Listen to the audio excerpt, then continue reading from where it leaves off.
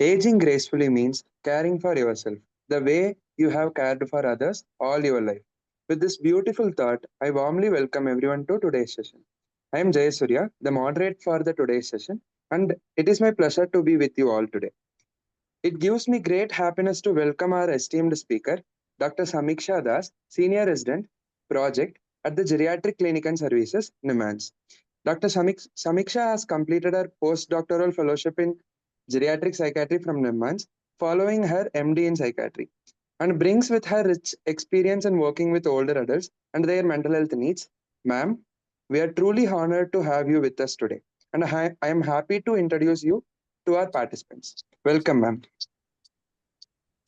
Thank you, Jasuya. So I would like to add that now I have enrolled myself in the PhD program in NIMHANS. So now I'm doing PhD also. And my topic is based on dementia and how to help caregivers of dementia patient, manage patients of dementia better. So I think I can start now. I'll share my screen. Yes, Just a ma'am. second. Kindly go ahead. Kindly go ahead, please. Jasuria, you need to make me a co-host, I guess. I think you I are am okay. making. I am making. Okay, okay.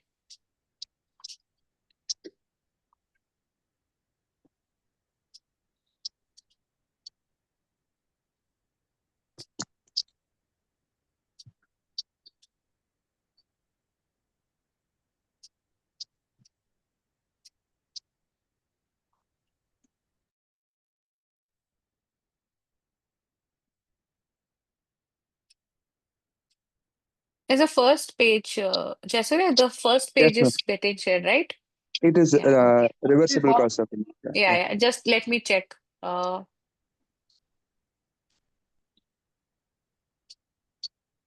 is it changing, right? Yes, Yeah. ma'am. It is changing. Okay, okay. Sorry. So today, I thought that we will be I'll let you people. First of all, thank you for the warm welcome. I am honored to be back in on this stage. I think this is my third or fourth presentation. So in this time, I thought, why not talk about something uh, which is quite common in the clinical space, but maybe we have not made you aware of these things. So this is the reversible causes of dementia. So the tagline of this presentation can be not all memory problems mean dementia, understanding reversible causes. Okay. So have you seen an older person who has become suddenly forgetful? And what if this is treatable? Okay, so I think we all have talked about on various sessions about cognitive impairment and dementia. Our focus is generally on things which are irreversible. So these irreversible, which cannot be reversed or which cannot be even stopped or slowed down, they can be either progressive or non-progressive. What progressive means is the symptoms or the impairment or the problems are gradually increasing. So in this category comes Alzheimer's disease, frontotemporal dementia, vascular dementia, in which there are multiple strokes happening temporarily. Other the irreversible dementia can be non-progressive. For example, a vascular dementia after a large stroke, a part of the brain has been destroyed, an area, but that is stable. You are not having repeated strokes, so whatever impairment or whatever problems that the person is facing will be stable. It will not increase. So that is non-progressive, or we can also call it a stable deficit. Same after traumatic brain injury, the part of the area brain is destroyed, that area can lead to uh, impairment or cognitive decline, which is stable and non-progressive. The third category is reversible dementias. So what is reversible dementias? So reversible dementias are the condition that just a second, I have to change. Yeah. Reversible dementias are the conditions that present with memory loss, confusion, or any other cognitive deficits resembling dementia, but they result from potentially treatable causes. So these are the conditions that can be treated. And if we recognize them early, we can correct or reverse or halt the progression of symptoms. Okay, this is how they differ from other kind of dementia is that these can be treatable. I'm saying can be treatable because a lot of times, sometimes it is not, even if you correct, it may not lead to the full correction of cognitive decline. But of course, there is an option and there is a chance that we can uh, correct or reverse or halt the progression of symptoms. So how does this present in daily life? So the person may feel a family member or a friend of yours may say things like that. I feel slower and I keep misplacing things. I feel sleepy all day long and I can't concentrate on my work. And this has been happening quite suddenly. It has not there a few months back, and now suddenly I feel like that. And I feel down, I don't want to talk. So all these are issues with memory. But one thing that I want to stress today is that not all memory loss means dementia. Sometimes there are certain conditions that can mimic dementia, and those are treatable, and those are what we call reversible causes of dementia.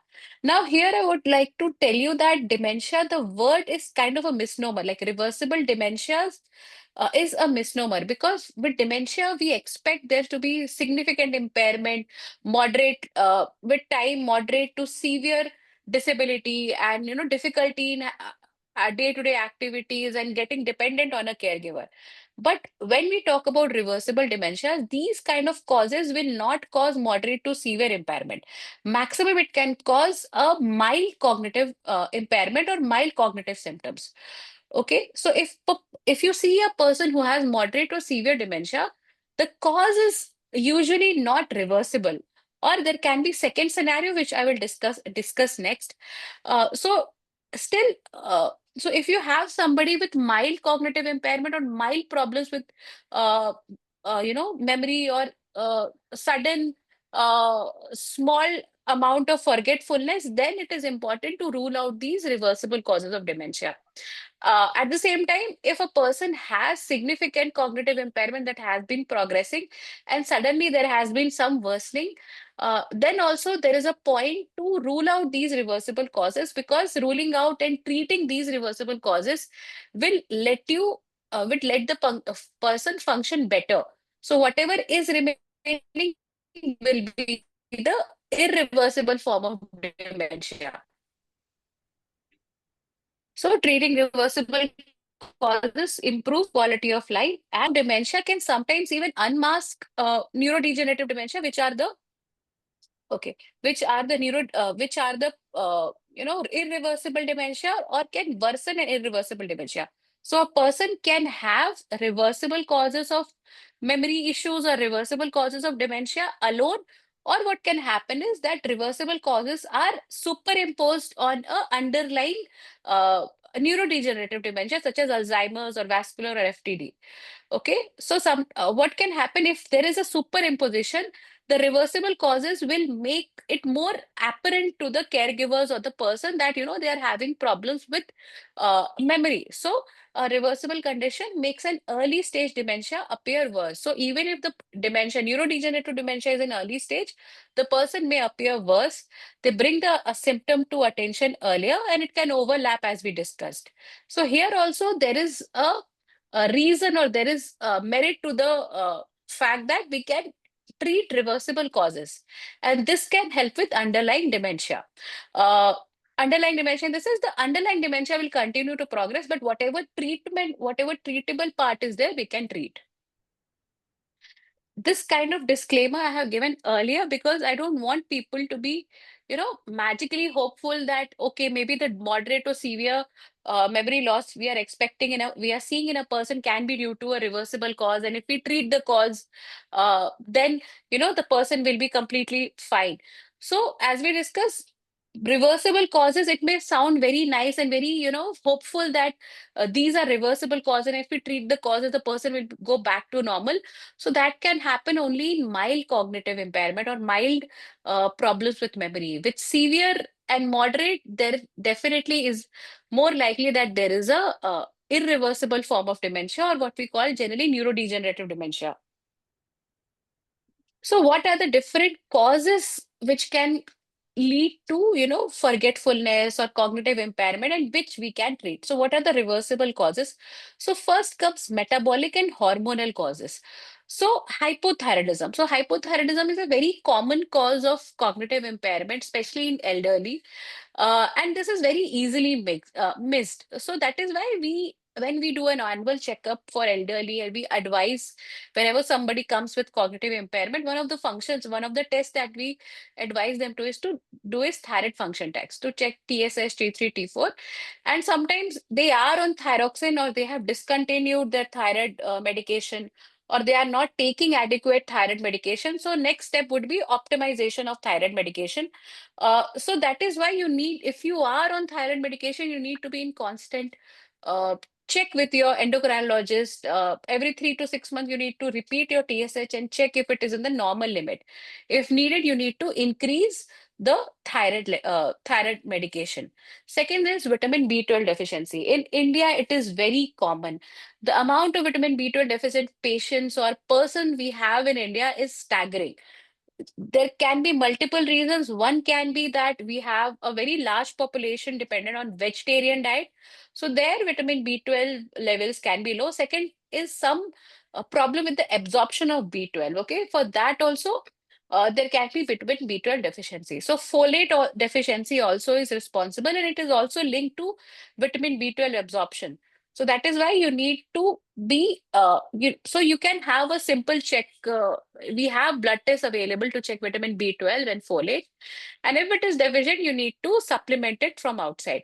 In old age, do not, take supplements just because somebody is prescribing. You check yourself if you have vitamin B12 and folate deficient, only then you take supplement. There is no role of any supplement uh, which is not deficit. Okay. If you already have adequate level of vitamin B12, there is no need of supplying it from outside.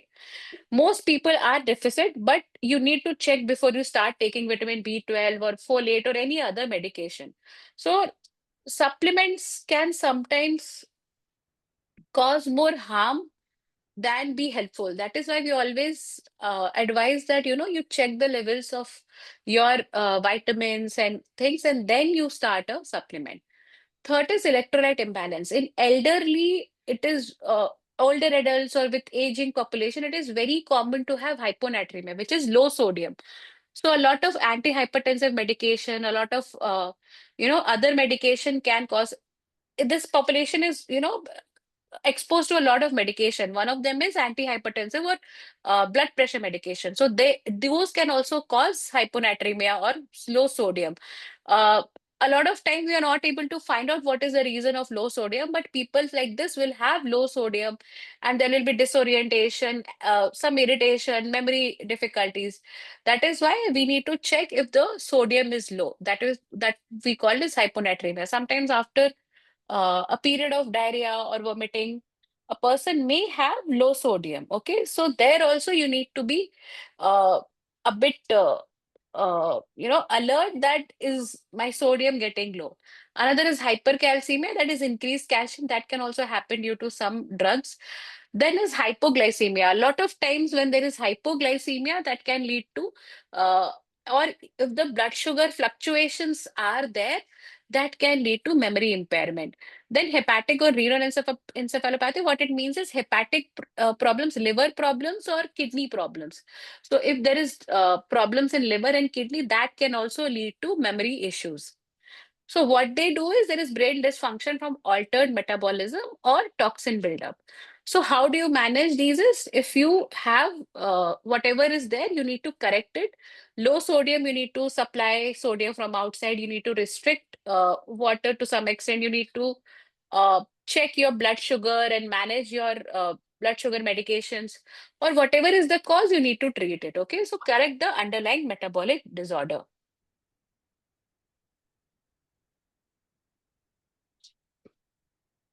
So nutritional deficiency, definitely there is thiamine deficiency that we see a lot in alcoholics.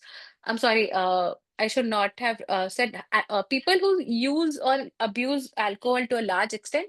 So what happens is alcohol inhibits the uh, absorption of thiamine. So that is why these people are thiamine deficient, and that can lead to a condition called Wernicke's-Korsakoff syndrome. Okay, this is quite rare. A very we don't see very frequently people having these syndromes.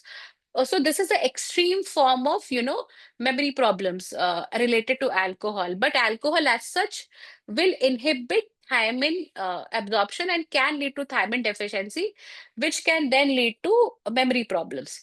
Then niacin deficiency, that also is kind of a vitamin B12. So thiamine is vitamin B. Uh, so B12 is a form of vitamin B.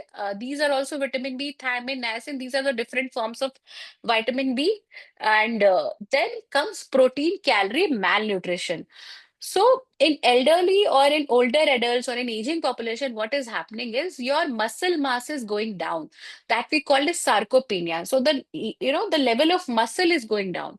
So to maintain that muscle, you need to take more protein. So I have included a slide, I think, what are the dietary requirements, but you need to have more protein in your diet to compensate for the muscle mass that occurs due to aging. Uh, Along with that, it becomes the appetite is low, the person is not able to eat that much. Maybe there are dentition issues, they use dentures, maybe swallowing issues. So all these can contribute to a protein calorie malnutrition. So you need to take adequate calorie and you need to take adequate protein. So we get a lot of patients who are very low in weight. So we advise them that you need to maintain a healthy weight. Okay. We have been it has been ingrained in us ki, being fat or being obese or being overweight is bad in elderly. But at the same time, we have to understand being underweight also can be very dangerous in elderly, because that leads to muscle mass reduction, sarcopenia. So there is a concept called frailty. The person becomes frail. So if a person is frail, they can have falls. And if a frail person falls, it's very common to have fractures. So it leads to a plethora of problems. Okay. So that is why nutrition is something that has to be taken care of in old age. Okay. So poor appetite, alcoholism, or malabsorption can be a clue. Uh, okay, I think I have repeated. It's the same thing. Sorry. So there can also be certain infectious causes. So people who have HIV, who are exposed to HIV, there can be HIV related cognitive decline. And with the antiretroviral drugs that we give for HIV, for prolonging their life, that has a positive impact on the memory. Neurosyphilis, not very common, still it has been seen that it has led to memory problems.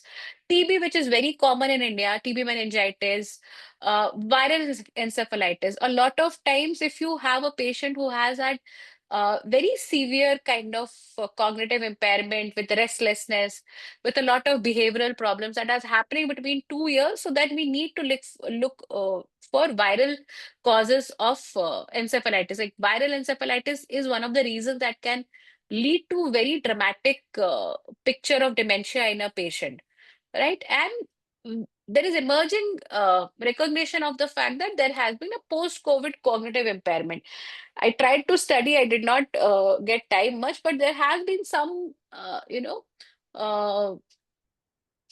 research going on that how COVID has led to cognitive impairment.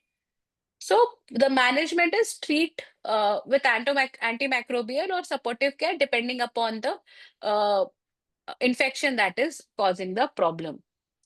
So when we get a patient who has a rapid onset of symptoms, we need to rule out these things, and we do that, especially viral encephalitis. Then there are certain structural and neurosurgical causes. So one very common condition, not very common, but what we see in OPD is normal pressure hydrocephalus. Okay. So what is normal pressure hydrocephalus is, I think you know that your brain has a fluid called CSF. So a lot of times the the brain mat so the pressure inside your brain is normal. So you're not having those kind of symptoms, but it has like, okay. Okay, we will just go to the triad. So we have a triad. Whenever there is a normal, the pressure is normal, but there has been increased CSF production. So the space, the space in your brain has been increasing. I don't know how to explain it, but there is something called normal pressure hydrocephalus, and in which we get gait disturbances. So if you have a person who has been having, walking difficulties, and there has been urinary issues, or they have been passing urine automatically, they don't have control on urine, and along with that there is cognitive impairment. Okay, so this is a three triad that will lead you to suspect that the person has normal pressure hydrocephalus. We have a mnemonic called wet, wobbly, wacky. Wet is that urine incontinence, wobbly is difficulty in walking, and wacky is dementia. So this will give us a clue that a person may have normal pressure hydrocephalus. So this we diagnose it after doing a CT or an MRI. So CT brain is adequate to diagnose this, and even MRI can diagnose, which so that is why one of the investigations that we do if you have cognitive or if you have forgetfulness and other symptoms is a CT MRI, CT brain or a MRI brain. There is something called subdural hematoma that can happen after head injury. So if you have had a history of head injury, after that you have developed forgetfulness, there can be something called subdural hematoma, which is a collection of blood inside your brain, okay? Beneath your skull, not in the brain, but between the brain and the skull. So there has been a collection of blood after a head injury, right? And in that we see fluctuating confusion. Sometimes in brain tumor or any space occupying lesion in the brain, whatever is increasing in the brain and pushing the brain, that can lead to confusion and memory issues. So we use MRI and CT brain to diagnose. In normal pressure hydrocephalus, as I said, CSF, the level of that fluid is increasing, and that is causing problems because that is causing pressure on the brain. So we need to extract the CSF fluid to see if there is a resolution of these symptoms. So surgical drainage or shunt procedure, that is what is done if you have NPH, and other things also surgically you can treat. Then comes very important, because this is something that I think a lot of elderly or older adults have been facing. So medications themselves can cause memory impairment. I think we have talked about this at length in different seminars, that as you grow older, you become more vulnerable for medications. And unfortunately, there is an increased tendency of doctors or physicians of prescribing new medicines to people, older people. And if somebody has started, for example, Dr. A has started 5 medication, you go to some another doctor for some other problem, they will not review whatever medications Dr. A has prescribed. They will add to that, so it will be A plus B then plus C. So a lot of people do not think about what has to be done with the previous medications. They are too scared to stop medications which has been started by some other doctor, fearing that if they stop, what happens, or something bad happens, and they will be blamed. And this kind of attitude has led to gradual increasing medication which has been prescribed to older adults. That is why it is very important that you review yearly, or even 6 monthly or 3 monthly, that do you need to take this medication or not. Okay, maybe you were started on antihypertensive, you need to review after 3 months that if your blood pressure is all, if it is normal, then maybe you need to stop the antihypertensive. A lot of people go into have low blood pressure because they have been taking antihypertensive despite having normal blood pressure. I'm not asking you to stop it on their own, but definitely have a talk with your general physicians and see if whatever medications can be stopped. So, what are the medications that can cause memory issues? Are sedatives and sleeping pills. So, sedative and sleeping pills are something that can be a culprit in a lot of things. First can be memory issues. Second, something called delirium. I think you all know what is delirium. Third, sometimes it can lead to behavioral problems in older adults. We called it paradoxical agitation. Okay, so benzodiazepines or sedatives or sleeping pills are supposed to make a person calmer, but sometimes in older adults it has a opposite effect and they become very irritable and agitation. Okay, so that we call paradoxical agitation that we see sometimes with benzodiazepine. That is why in older adults you need to be very alert what kind of sleeping pills or how long or what is the amount that you're taking. As we know, these are habit forming drugs.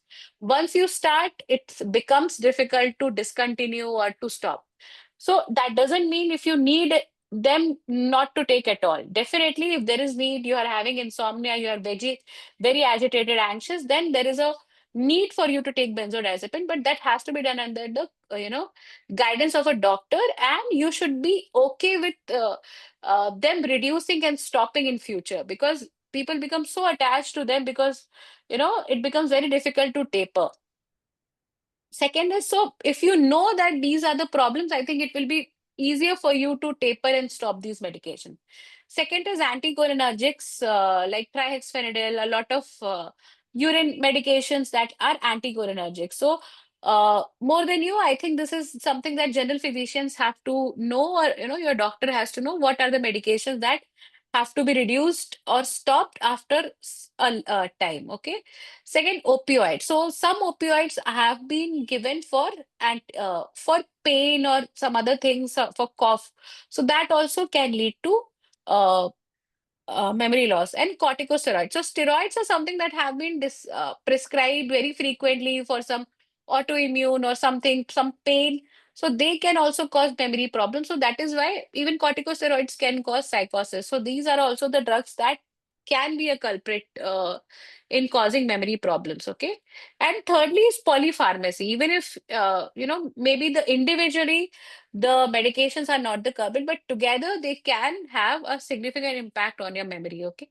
So with this slide, I understand that you don't know which medication is which.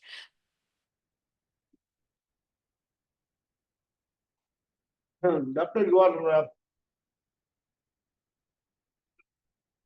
frozen. It's stopping Doctor, you are the frozen. medication. You are frozen, doctor. You are frozen. Yeah, you are frozen, doctor. Yeah, please. Your internet was not bad, was bad. Therefore, you are frozen. Yeah. Yes, doctor, you are frozen. I think you'll have to change your connection or something like that. Yes. Yeah. Again and I think again, you I'm are getting back. the same problem. Now Yeah, is now it okay? is it better? It's the Yes, pakka, it's pakka. better. I think now So it is this okay. this slide It's have pakka. we yeah this slide have were you was I able to communicate, or this Yes, slide I ma'am. need to repeat? Yeah, you have communicated. Next slide Okay. also you can come. You can Okay. sedatives and just Yeah. from previous doctor. Medication causes you have not come. Sedative sleeping pills you have done. Then Yeah, these entire things you have done, doctor. This older adults, benzodiazepines you have done, and gradual drug review and de-prescribing. That also I have spoken, doctor. Okay. Then I have covered this. Okay. Yes, doctor. Yeah. Sorry. No Then problem. So, yeah. So where was I? Matlab, was I loose? Matlab, was I making sense, or a lot of disturbance was there earlier? no, not at all, yeah. doctor. Only in the Okay. last slide there was a problem. Even that, Okay. no, you got frozen. That's all. There was no problem, Okay. doctor. Okay. No Okay. problem. Okay. You can Yeah. go ahead. Yeah, sure. Thank you. So I can't stress this enough, that how important it is uh, for especially older adults to talk to their doctors and ask them questions, that do we need to do we need to continue this drug or not? Do we need to can we reduce the dose, or can we stop it? Do I need to take it continuously? Don't be afraid of offending them. We need to ask questions, and we need to know why are we taking this medication, right? So we can't be very passive and whatever they are prescribing and to continuing. I'm not saying that question their authority, but it is always good to know why are you taking what you are taking. Okay. uh, if you do this, I think more doctors will have this habit of explaining why are they prescribing the certain medication, and what is the end goal. If you are sometimes sugar becomes okay with exercise and diet and all that, so then we can stop oral hypoglycemic agents and things like that. Okay. So next is toxic and substance related, which generally means addiction. So if there is chronic alcohol use, as we discussed, there can be Wernicke's, Korsakoff. And this is in the severe version, okay? Even in mild cases, there can be cognitive impairment with chronic alcohol use, because when a person is drinking alcohol uh, chronically and so automatically the nutrition becomes low, because his or their priority is taking alcohol. So rather than meals, they will prioritize taking alcohol. Along with that, some snacks maybe they will be taking. So protein, calorie malnutrition will definitely be there. There will be deficiency in thiamine also, because alcohol is going to prevent thiamine uh, absorption. Second, alcohol itself has toxic effects on the brain, so that can also lead to memory problems. Okay, so alcohol all in all is very like a big no when memory or aging brain is concerned. Then there has been reports of heavy metal exposure such as lead, mercury, arsenic causing memory impairment, and carbon monoxide poisoning, which we see in a lot of cold countries in which we have heaters and room heaters. uh, so carbon monoxide poisoning, if there is smoke and there is not proper ventilation, so that can be leading to CO poisoning. Or solvent abuse, which we see very much in younger, lower socioeconomic boys or men rather than older adults, because solvent are something which is very cheap, and but they are very toxic, and people huff it, take inhale it, so it is very toxic, and it can lead to memory loss. Okay, so management is abstinence, chelation. When it comes to heavy metal, we give a therapy called chelation and nutritional support. Okay, then come psychiatric causes. So I think we all know by now that depression can act or mimic as dementia, and that is why we call it pseudo dementia. So what will be the difference between dementia and pseudo dementia, or the cognitive impairment caused by depression? So there will be slow thinking, difficulty in concentration, and subjective memory complaints. They may say that I don't remember anything. I don't know anything. I don't remember anything. But they will be able to do, maybe their financial planning, if asked to do, if compelled to do, they'll be able to do things. And this memory issues will respond to antidepressant therapy. Okay. And MMSE or HMSE are the scales that we use to see how much is the memory impairment. So with antidepressant therapy, these scores are going to improve, and also improvement with cueing and encouragement. If you encourage them, they will be able to answer better. But that is not going to happen if you have cognitive impairment, like irreversible cognitive impairment. Even after cueing or even after giving you hints or clues, the person will not be able to answer. Okay, even if you encourage them, they won't be able to answer. So this is how you differentiate between pseudo dementia of depression from actual dementia. So there will be more answers such as I can't remember, rather than uh, so if a person has dementia, they will make more excuses. Ki, oh yes, I remembered, I know, but right now I don't want to tell. Or right now I don't know, it's not striking my mind, but I know how to do this, I know where we are.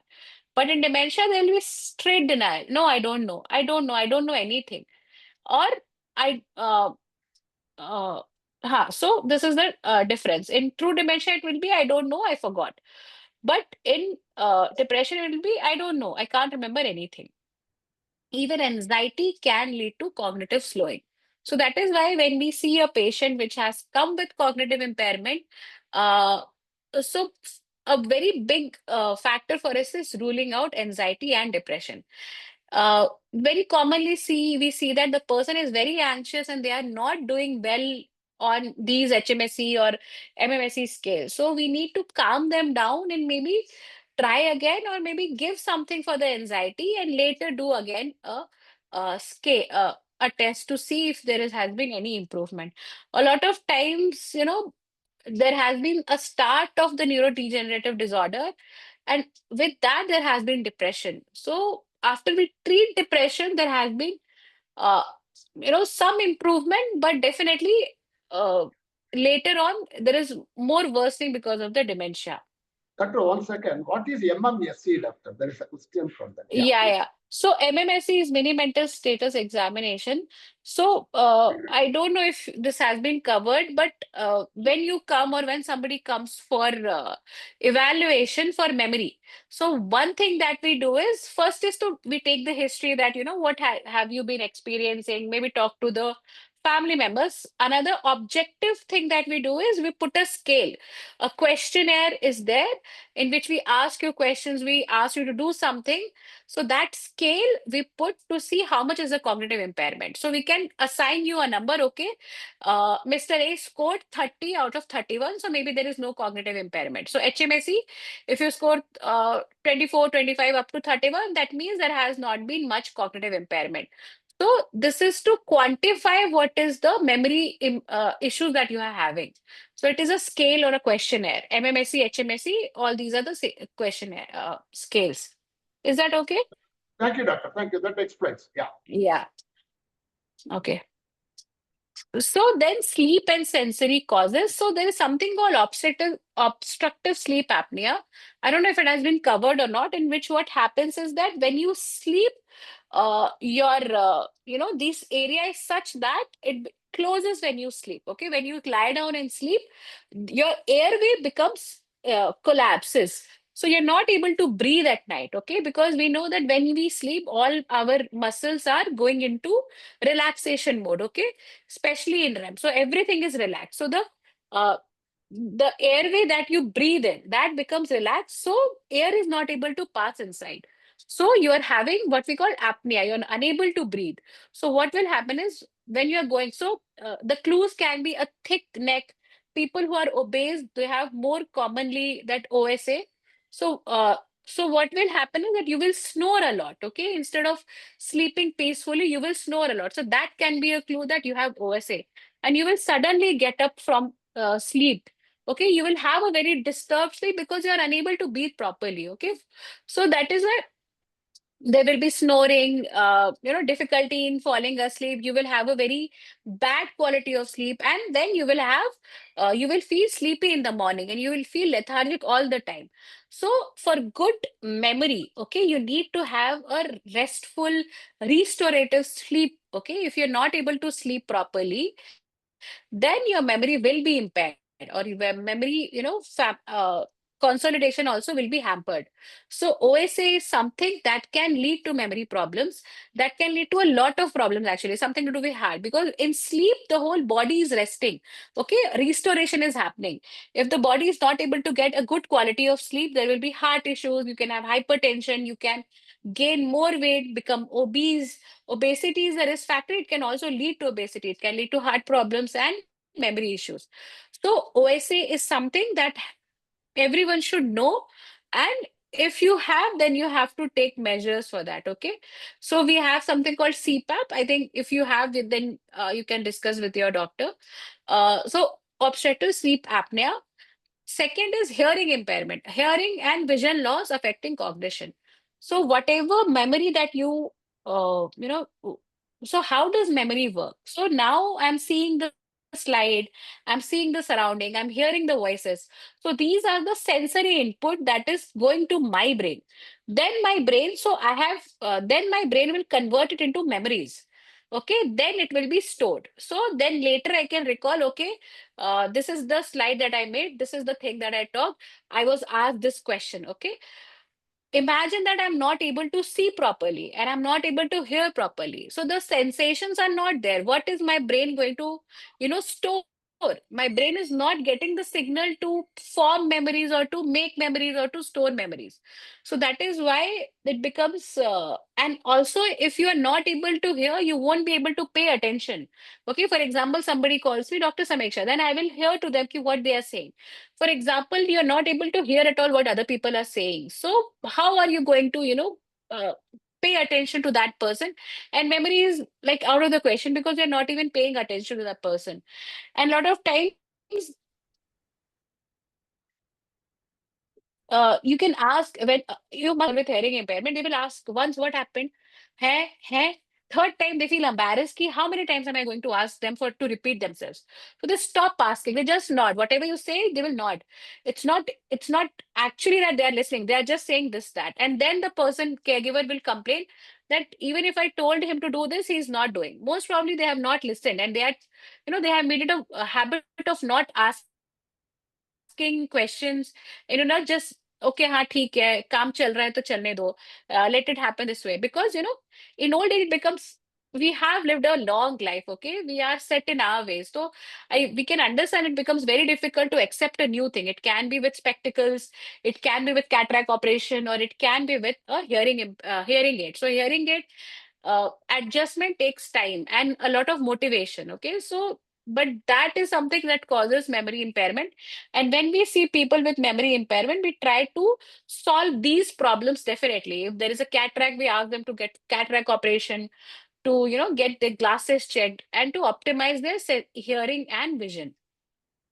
So CPAP therapy for OSA and sensory correction for hearing impairment and vision loss. So all in all, these are the reversible causes of dementia. Deficiency of vitamin B12, which is very common in India. We all are deficient. A lot of us are deficient in vitamin B12. So we need to check it, and we need to supplement vitamin B12 if we are deficient. Thyroid problems, infections, brain tumor, medications, which are anticholinergics to a large extent, carbon monoxide, diabetes, and elevated cholesterol I have not covered, but here elevated cholesterol also can lead to impairment in memory. Yeah. So what can be the prevention strategies that we can adopt? So we need to get thyroid and vitamin levels checked once a year. Eat balanced diet rich in protein, green vegetables, and fruit. Sleep is very important, okay? Sleep 7 to 8 hours a day. Some people sleep 6 hours a day and feel fresh in the morning. So if you're getting good quality of sleep, even if it is 6 hours, you feel fresh in the morning, that is okay. Manage snoring. If you have been snoring and if you have been feeling like you have not been sleeping properly, it's time to consult a doctor and check if you have OSA. Keep active physically, mentally, socially. I cannot stress this enough how important it is to be physically active and socially active, because after a lot of us, our social life is more our employment. Like we work and there we meet the maximum people. After coming home, I don't think we socialize much. So in elderly, it becomes important that you make efforts to socialize. Uh, and keeping active mentally, it can be any activity. It can be watching news, reading books, or discussing things with other people. Review medicines with your doctor yearly and address mood and loneliness early. So, because I wanted to give you some tangible things, so that I read about nutrition. So, recent guidelines and ICMR say that protein intake should be higher in older adults than younger adults to prevent muscle loss. So, recommended daily allowances 0.9 to 1 gram kg per day. So, if you are 60 kgs, you need to get 60 grams of protein per day. There also has been vitamin D, which is very high deficiency rates in India. So you need to have daily vitamin D intake and safe sunlight exposure. So the sunlight is not at 12 o'clock noon. That is not helpful.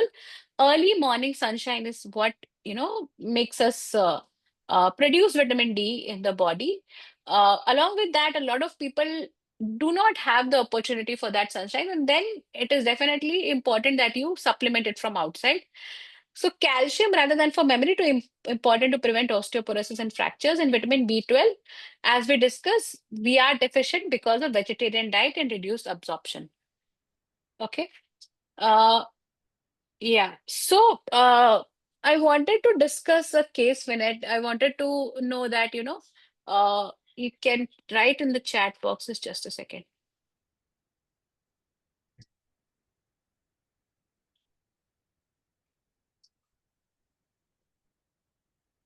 Okay. So Mr. Krishnan, a 70-year-old retired accountant, has been feeling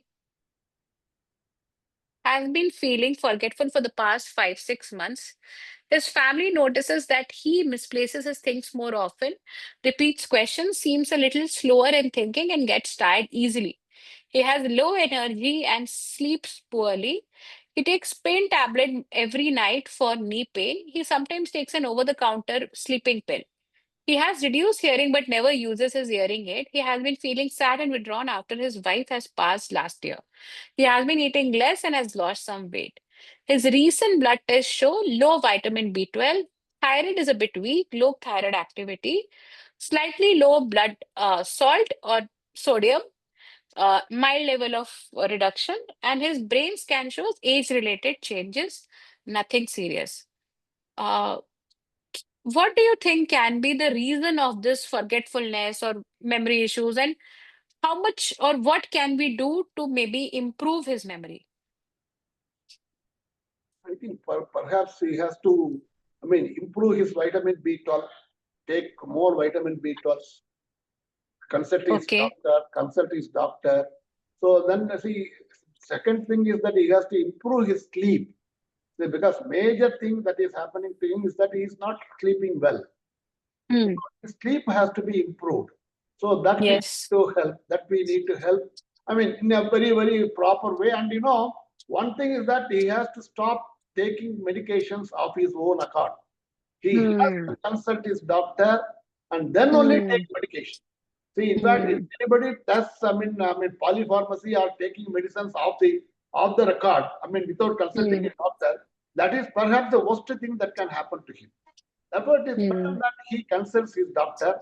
And Hmm. thyroid activity also, he needs to consult his doctor and know whether the thyroid is okay, or Hmm. whether, thyroid needs to be improved through medication. And Hmm. slightly low blood salt is also there. So Hmm. probably you have already done his brain scan. It shows Hmm. normal age-related changes only and nothing serious. Therefore, I think Hmm. if these causes are attached, these causes are changed, Hmm. and if these Hmm. causes are attacked and through proper medication, if he is becoming all right, I think Hmm. his activity should become all right. This Hmm. is perhaps the thing that he needs. Thank you, I, sir. I would like Any to other? add, Yeah, yeah. he Yes. should have more of a socialization because he's lost his wife. Definitely, definitely. That is a good point. May I Uh, say something, doctor? yes, sir. Please, Yes, sir, please, please, please. please. Okay, what I thought is that because of the loss of his wife, he's under depression. So Yes, maybe yes, that has to be treated. yes, yes, definitely.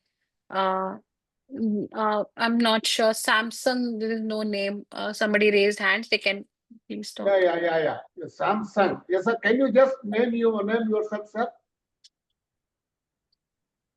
Um, no, he is not there. Yeah, he is unmuted. Please, sir. We do not know whether he or she. That's one more problem.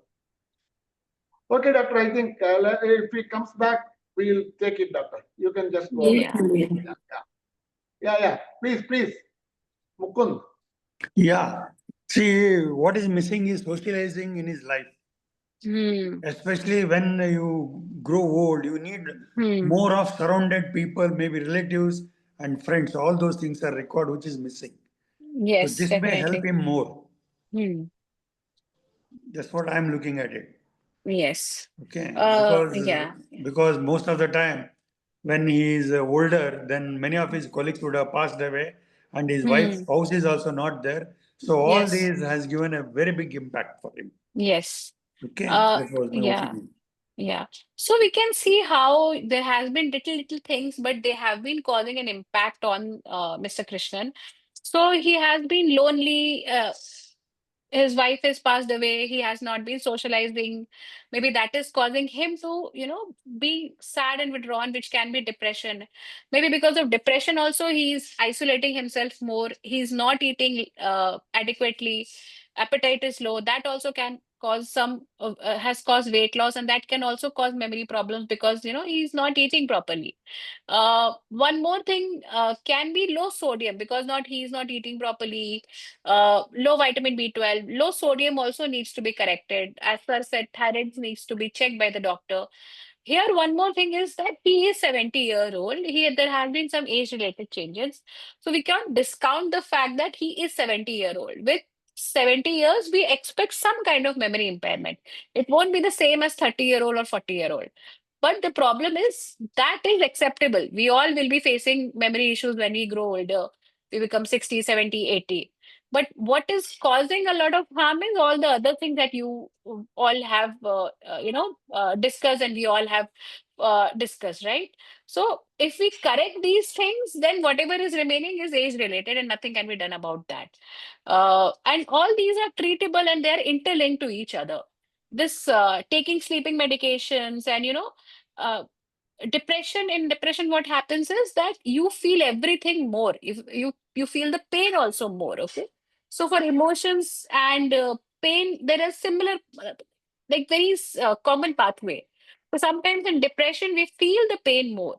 So maybe if we treat the depression, they may not need pain medication for his knee, and if he is willing to go with physiotherapy also, we can manage pain medication. So one more thing is that in old age, we need to rely less on medication and more on other things. One can be physiotherapy. Uh, and also, if he is socially active, mentally active, physically active, going out, he will not need a sleeping pill. So, all these are related to each other, and together, they are causing a big impact on this person, right?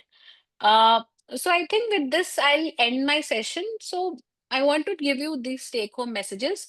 So memory loss is not always dementia. We need to rule out whatever are the reversible causes, and this can be done by a doctor with some few medical checks, right? And early detection can help you save independence and, you know, improve the quality of life. So whatever can be treated is being treated, okay? And you're not being burdened by something that doesn't need to be a burden in your life. You can easily treat it. Uh, at the same time, I would like to tell you, when there is moderate to severe cognitive impairment or dementia, reversible causes can, worsen it, but may not be the sole cause of that impairment. With this, I end the session. Thank you. Please let me know if you have any questions. Thank you, doctor. Thank you. That was a beautiful presentation. Thanks for that. Doctor, I mean, only one thing I just wanted to ask you is that, I mean, you said that it's better to meet, the mental professional, etc., etc.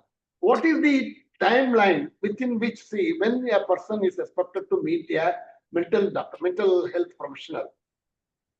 Therefore, suppose, because Yeah. it's very often difficult to find out whether I need to meet a mental person, the mental health specialist, or I can continue with my same doctor. And one thing you mentioned is that, I mean, when the BP comes down, you try to reduce your medicine or stop the medicine. But in my experience, I tell you, doctor, 99.9% of the times, the doctors doesn't want to stop this BP medication. At least they say that I'll give you a chicken feed. That's all. At least this chicken feed has to be continued, because at any time this BP can shoot up and it can give you problems. So this is one thing that with which many of the older adults are living with. Thank you. Yeah. So I would like to address what we do is we do not stop the medication, but we definitely ask you check your BP. You get a BP machine and you check your BP and only take the medication if it is more than 140/90. Right. So it just takes 1 minute or 2 minutes to check your blood pressure. So we are not neglecting the patient. Or what happens if suddenly there is blood pressure rise, but at the same time we are not exposing them to medications if they are not needed. So that can be one thing that can doctors do. Give them this instruction that you check BP. We have now automated. You just need to cuff it and you need to press on, and it will tell you the BP. And if it is more than 140/90, then you can take the medicine or you can miss the medication, right? Uh, uh, when do you need to go to the psychiatric doctor? So that is something, yeah. So that is something that, we are trying to train more general physicians and doctors so that they are able to treat you better at primary level, okay? At the first referral level. And they can be somebody who can refer you to us. Perfect. That is the ideal situation, right? That you go to a doctor, and if they feel that you need our help, they will refer you to us. Or if that is not happening, what you can see, if you having memory difficulties for 6 months and 1 year or something like that, you're not even 1 year. If you are having memory difficulties which are very apparent which are in 6 months or 7 months, then you don't need to wait. You can come to the psychiatrist, or you're having feeling low and you're not, unable to remember anything. This has been happening for 2, 3, 4 months. Then definitely you need to come to us. Or if there has been any recent, stressor, in the sense you have lost somebody and after that you have been having memory issues, then you need to come to us. For depression, I think this must have been discussed. The duration is 2 weeks. If you have been feeling bad and you have been not feeling good most of the time, you have not been able to do anything out of interest, and you have loss of interest in all activities, or appetite is affected, your sleep is affected, then you need to come to visit us.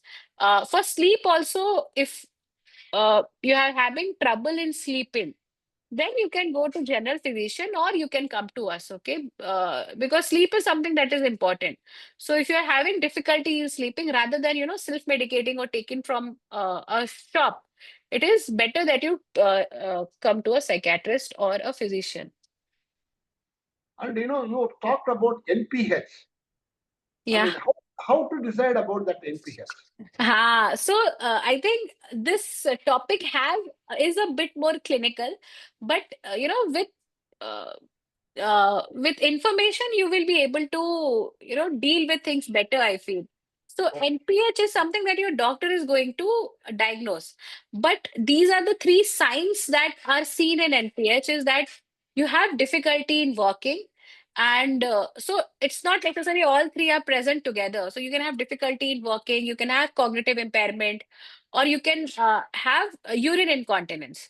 So generally, when we see a person who has been having memory issues since few months, or a year, we do all the blood test and imaging, right?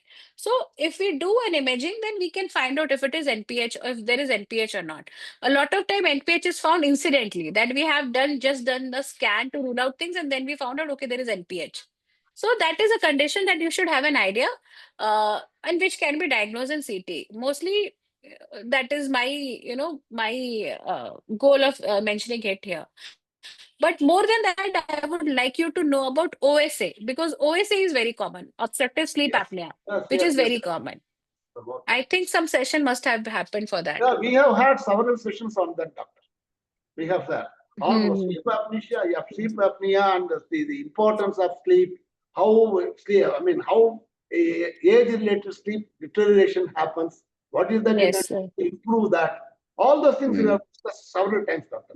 And you know that, Yes, sir. I mean, one person has raised that, Samsung. Sir, can you just name yourself, sir? Hello? Samsung. Yes, sir. Please go on. Yeah. Hello. Tell me, tell me No, about it. I'm asking no reply from her. That's why. Yeah, what is that you have asked? I want to ask the scheme. This Zemania, how it happens, and what age, what is the treatment What is after that? the old age.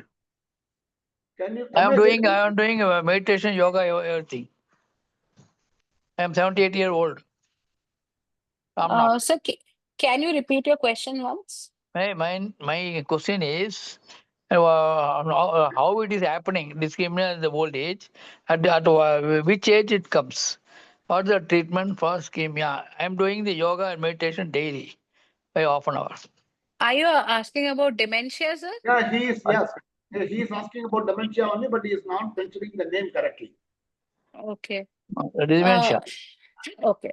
So dementia generally happens after 65. Uh, if it is before 65, we call it young onset, but generally 60, 65 years after that, dementia will generally happen. We have young onset dementia, but the percentage is low. So dementia is a common term. Under that, a lot of dementias can be there. So most common is the Alzheimer's dementia, or AD. So we generally talk about dementia, we talk about Alzheimer's disease, because that is the most common, and age is a risk Oh, factor. that's Okay, backward. Okay. with age, your risk of having Alzheimer disease becomes higher. Okay, so Okay. if you are, yeah, so if you are 70, 60, there is certain kind of I am 78 now. Yes, sir. 78, if you don't have dementia, that is good. Maybe in 88, when you reach Having 88, dementia, not very, only small, so 5 minutes I will forget where I kept them, this just small like that. That's all. so Ah, yes, for that, so I think this has been discussed also that ah. with age, we expect some memory loss, Okay, okay. right? What the So treatment, madam? that is whatever you are doing is the treatment to keep yourself busy, to Meditation. keep yourself meditation, keeping mentally Walking, active, socialization, also, physical walking activity. exercise, everything. Yes, yes, that is the longer you keep using your brain, the more active it Okay. is, the Acha, acha. more resistant it is to dementia. So a Okay. lot of time, yeah. So longer you have worked in a high, where you need to use your brain, or longer you have studied, the more number of education years, Okay. you are more resistant to dementia. Okay. Okay. Now, Mr. Karunakar, Yeah, Kudupu, yeah, you can raise the question, sir. yeah. Doctor, I have two questions. My name is Yes, sir. Karunakara. I'm Yes, sir. 75 plus. Yes, sir. One is that when somebody I have to remember, or when somebody asks somebody's name, suddenly it doesn't strike, but maybe after some time I'm able to recollect. Is that dementia or it's not? One. The second Okay. is that what should we do to prevent dementia? Okay. So you have to, like, this is the concept that as we grow older, our memory is going to decline, right? That is normal because the brain will start shrinking. Some of our abilities or some of our memory is going to decline. That is normal. At 73, 74, if you're taking some time to recollect names, that is completely normal. Okay. When we Okay, talk about thank you. dementia, when we talk about dementia, dementia is impairment that is more than that we expect from somebody of your age. So if I compare you with other your peers of the same age, same culture, and you are showing much more memory problems than other people, then you may have dementia. Memory issues plus problems in doing your daily activities or instrumental activities is dementia. So you are having memory issues, but you are able to manage your work, you are able to manage your daily activities. There has not been decline in what are the things that you can do, then probably it is not dementia. But in dementia, what is going to happen? You will have difficulty in handling your finances, in transportation, in general, going on in life, whatever complicated things, it will become difficult. And with time, even eating and remembering medications, or sleep, eating, bathing, all these basic activities, dressing also becomes difficult. Okay. So memory issues is not equal to dementia. Memory issues plus having difficulty in doing your daily routine activities or some complicated activities that are necessary for a good living is what is called dementia. With Okay, age, there will be impairment in memory. Okay. I'm sorry, with age we expect to for you to have certain difficulties in memory, uh, but it is not automatically, it is not dementia. Okay, only if you have problems that we can discuss if it is dementia or not. But is it compulsory, doctor, that with age people remember less? Is it compulsory? No, but if it is there, it is normal. So I Ah, told you, sir, every person is different. Some yeah. people are more, they have used their brain more. Like, it's kind of a thing that the more you use, the more better it is in that condition, right? So some people have been very active mentally. For them, it is easier to maintain that for longer duration in old age. Okay, that is what we call cognitive reserve. Okay, so we have two factors. Okay, one is cognitive reserve, and what are the risk factors for dementia? If you have a high cognitive reserve, the risk factors of dementia will not be able to overcome that, right? Which one is bigger? If you have a bigger cognitive reserve, even if you have certain risk factors, you will not develop dementia. If you have a smaller cognitive reserve, even small amount of risk factors can overcome that, and you may land up in dementia. So Thank you, cognitive doctor. reserve is a concept, is that how active your brain has been throughout your life. Thank you, doctor. That's therefore we have to ask younger people to use their brain more, so Yes, that their cognitive reserves will improve. Doctor, yes. incidentally, in your practice, have you come across any particular jobs which doing which have resulted in dementia? Any job-related dementias? People, have you come across anything like that, doctor? Sir, the paradox is the people we get in NIMHANS, they are very select and elite people. So they will be the ones who have been employed in very nice places, big positions. And when they have a little bit of impairment, they are the ones who will be able to find out because, the work depends on their brain. So even if there is small fluctuation, they'll be able to find out, okay, they have had some issues with the memory. But generally people like who do menial jobs such as farming or just in which you need to do physical labor rather than using the mental activities so much, they are the ones who are more vulnerable for this disease. And the worst part is for them it will become very late in which it is diagnosed, because a farmer is not using their brain. They are doing whatever is need to be done, that becomes a routine. So when they come to us, it is generally moderate to severe dementia. But I think other factors that are important is a sedentary lifestyle is there. A person is uh, mostly has been more into work rather than socialization or mental physical activity. Then there is a more chance of dementia. But like one profession, I'm not able to find out till now. Maybe too less experience. Maybe with more experience, I'll be able to So pinpoint.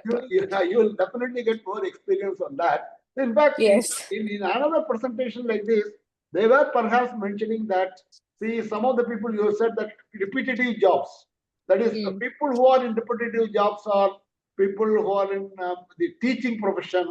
They are almost in the repetitive job. Something like that they were telling. See, your this thing is also coming up, but you have now generalized it to some other persons. So I understand, doctor. Thank you. Yes, sir. Thank you, doctor. No, I just want to ask a question. Please, sir, please. Continuation of what you said, Yes, keeping sir. the brain active.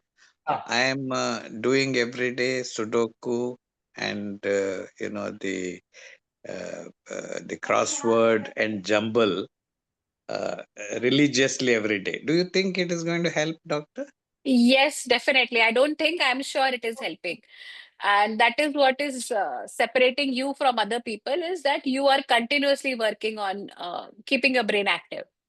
And these are the activities that these are very complicated activities. When we have patients of dementia, rather than in early stages, we can ask them to do crossword or, Sudoku. But Yeah. when it becomes moderate to severe, we ask them to do some simpler activities. The basic Okay. principle is the same, to keep them engaged and to keep them, mentally active. I'm saying if I continue to do that, will it prevent a kind of memory loss and dementia? Yes, but how much I can't say. It can be, Okay. it will not be very substantial amount, but it will definitely help. Okay. Thank you. Okay, Thank you. thank you. Uh, Yeah, you need to spend more time on socialization, sir. Along with doing this Sudoku, you also spend a little more time on socialization. Perhaps that will also help, sir. That's how I got connected with you. That is true. Yeah, you are right. You are right. So any other one question. any One other question is there. Ramamani madam, I think, has asked in the chat box, how can a lay counselor find out whether it's actual dementia or not? So I think I have discussed this. I'll just reiterate. If with memory problems there has been difficulty in handling day-to-day activities and complex activities such as handling finances, budget, cooking, whatever they were able to do, there has been difficulty in doing that, then it is dementia. This basic principle can be kept in mind while looking at these patients. Yes, Ramnath, do you have any other question? Ramnath? Okay. Yes, sir. I mean, if there is no other question, I think perhaps the time is already up. Doctor is a busy doctor. We have already 13 minutes. We are coming to that her time, her personal time. I think Mr. Jaisurya, I think you can try to think of winding up. Doctor, in the meanwhile, you can remove your this thing, sharing of screen. Okay. Yes, So that just a second. you'll be seen better. Yes. Yes. Thank you, Doctor. Jaisurya. Thank you so much. Yeah, Thank yeah. you. Okay. Thank you so much, I'll ma'am, take for it. this wonderful session in the evening. I'll take care of you. Yeah. Thank you, everybody. Thank you.